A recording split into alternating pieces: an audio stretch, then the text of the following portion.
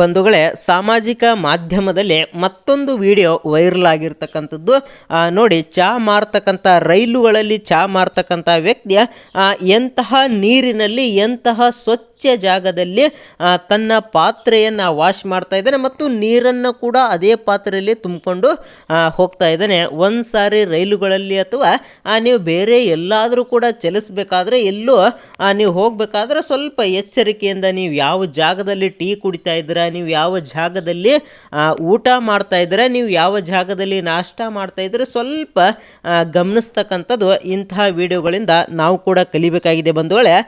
ನೋಡಿ, ಒಟ್ಟಿನಲ್ಲಿ ನೀವು ಏನೇ ಆದರೂ ಕೂಡ ಮನೆಯಲ್ಲಿ ತಯಾರಿಸಿದ ಊಟ ಆಗಲಿ, ಮನೆಯಲ್ಲಿ ತಯಾರಿಸಿದ ಪಾನೀಯಗಳಾಗಲಿ, ಒಟ್ಟಿನಲ್ಲಿ ಮನೆಯಲ್ಲಿ ತಯಾರಿಸಿರ್ತಕ್ಕಂಥ ಒಂದು ಆಹಾರಗಳನ್ನು ಸೇವನೆ ಮಾಡ್ತಕ್ಕಂಥ ಒಂದು ಅಭ್ಯಾಸಗಳನ್ನು ಬೆಳೆಸ್ಕೊಳ್ಳಿ. ನೋಡಿ, ಯಾವ ರೀತಿ ಎಂತಹ ಗಲೀಜು ನೀರಿನಲ್ಲಿ ಆ ಪಾತ್ರೆಯನ್ನು ವಾಶ್ ಮಾಡ್ತಾ ಇದ್ದಾನೆ ಮತ್ತು ಅದೇ ಪಾತ್ರೆಯಲ್ಲಿ ನೀರನ್ನು ತುಂಬಿಸ್ಕೊಂಡು ಅದೇ ಪಾತ್ರೆಯಲ್ಲಿರ್ತಕ್ಕಂಥ ನೀರನ್ನು ನಿಮಗೆ ಮತ್ತೆ ಚಹಾ ಮಾಡಿಕೊಡ್ತಕ್ಕಂಥ ವ್ಯಕ್ತಿ. ಈ ರೀತಿಯ ಕೃತ್ಯಗಳು ಬಹಳ ನಡೀತಾ ಇದ್ದಾವೆ. ಆದರೆ ಸಾಮಾಜಿಕ ಮಾಧ್ಯಮದಲ್ಲಿ ಕೆಲವು ಮಾತ್ರ ವೈರಲ್ ಆಗ್ತವೆ, ಕೆಲವು ನಿಮಗೆ ಗೊತ್ತಿರಲ್ಲ. ಈಗ ಸುಮಾರು ಯಾವಾಗ ಭಾರತಕ್ಕೆ ಜಿಯೋ ಬತ್ತು ಅಲ್ಲಿಂದ ಇಂತಹ ವಿಡಿಯೋಗಳು ಜಾಸ್ತಿ ಹರಿದಾಡ್ತವೆ. ಇಂತಹ ವಿಡಿಯೋಗಳು ನೋಡಿದ್ರಿವಪ್ಪ ಅಂದ್ರೆ ಯಾವುದೇ ಕಾರಣಕ್ಕೂ ಹೊರಗೆ ತಿನ್ನೋಕೆ ಮನಸ್ಸಾಗಲ್ಲ. ಯಾವ ರೀತಿ ಮಾಡ್ತಾರೋ ಯಾವ ರೀತಿ ಇಲ್ಲೋ ಅನ್ನೋದ್ರ ಬಗ್ಗೆ ನಮಗೂ ಕೂಡ ಗೊಂದಲ ಆಗ್ತದೆ. ತಿಂದರೂ ಕೂಡ ಅದು ಇತ್ತೀಚೆಗೆ ಇಂತಹ ಕೆಲಸಗಳು ಇಂಥದ್ದು ಜಾಸ್ತಿ ಆಗ್ತಾ ಇದೆ. ಅದರಲ್ಲಿ ಮುಸ್ಲಿಮರು ಕೂಡ ಅದರ ಮೇಲೆ ಉಗುಳೋದಾಗಿರ್ಬೋದು, ಬಹಳ ಗಲೀಜಾಗಿರ್ತಕ್ಕಂಥ ಗಟ್ರ ನೀರಲ್ಲಿ ಪಾತ್ರೆಗಳನ್ನು ತೊಳೆಯೋದಾಗಿರ್ಬೋದು, ತುಂಬ ವಿಡಿಯೋಗಳನ್ನು ನೋಡಿರ್ತೀರ ನೀವು ಆಲ್ರೆಡಿ. ಸಾಮಾಜಿಕ ಮಾಧ್ಯಮ ಇರೋದೇ ಅದಕ್ಕೆ ಆಗಿಬಿಟ್ಟಿದೆ. ಇಲ್ಲಿ ಕೊಲೆಗಳು, ಆಕ್ಸಿಡೆಂಟ್ಗಳು, ಏನೋ ಒಂದು ಒಟ್ಟು ದಿನಾಲೂ ಅದೇ ನೋಡ್ತಕ್ಕಂಥ ಒಂದು ಪರಿಸ್ಥಿತಿ ಇವಾಗ ಇರ್ತಕ್ಕಂಥದ್ದು.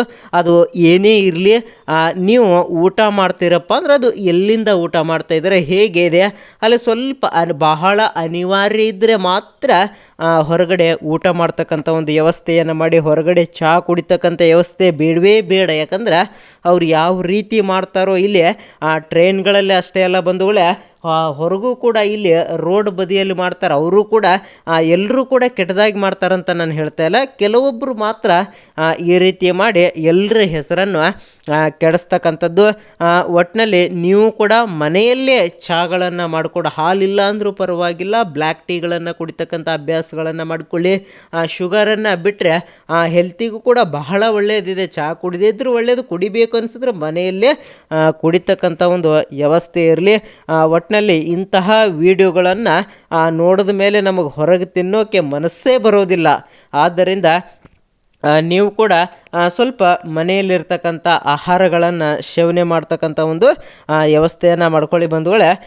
ಒಟ್ಟಿನಲ್ಲಿ ನೀವು ಕೂಡ ನಿಮ್ಮ ಆರೋಗ್ಯವನ್ನು ಕಾಪಾಡ್ತಕ್ಕಂಥ ಒಂದು ವ್ಯವಸ್ಥೆ ಇರಬೇಕು. ಯಾವಾಗ ಈ 2020 ಬತ್ತು ಅಲ್ಲಿಂದ ನಮ್ಮ ಆರೋಗ್ಯದ ಬಗ್ಗೆ ಬಹಳ ಕಾಳಜಿಯನ್ನು ವಹಿಸ್ತಕ್ಕಂಥದ್ದು ಇತ್ತೀಚೆಗೆ ಜಾಸ್ತಿ ಆಗಿರ್ತಕ್ಕಂಥದ್ದು.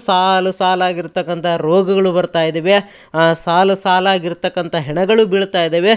ಸುಮಾರು ಇಂತಹ ಘಟನೆಗಳನ್ನು ನಾವು ಕೂಡ ನೋಡ್ತಾ ದಿನ ಬೆಳಗಾದರೆ ಸಾಕ್ರಿ ಇಂತಹ ಒಂದು ಮೀಡಿಯಾದಲ್ಲಾಗಿರ್ಬೋದು, ಇನ್ಸ್ಟಾದಲ್ಲಾಗಿರ್ಬೋದು, ಯೂಟ್ಯೂಬಲ್ಲಾಗಿರ್ಬೋದು, ಒಟ್ಟಿನಲ್ಲಿ ಇಂತಹ ವಿಡಿಯೋಗಳನ್ನು ನೋಡಿ ನೋಡಿ ನಮಗೂ ಕೂಡ ಬೇಸತ್ತಿರ್ತಕ್ಕಂತಹ ಘಟನೆಗಳು ಕೂಡ ನಡೆದಿರ್ತಕ್ಕಂಥದ್ದು.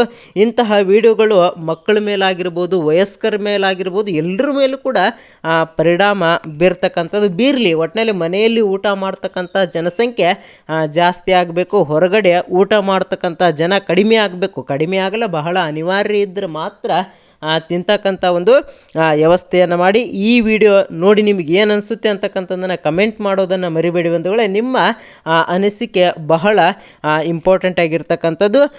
ನಿಮ್ಮ ಅನಿಸಿಕೆ ಅಭಿಪ್ರಾಯವನ್ನು ಕಮೆಂಟ್ ಮಾಡಿ ಅಂತ ಹೇಳ್ತಾ ಈ ವಿಡಿಯೋನ ಇಲ್ಲಿಗೆ ಮುಗಿಸ್ತಾ ಇದ್ದೇನೆ. ಮತ್ತೊಂದು ವಿಷಯದಲ್ಲಿ ನಿಮಗೆ ಭೇಟಿ ಆಗ್ತೇನೆ.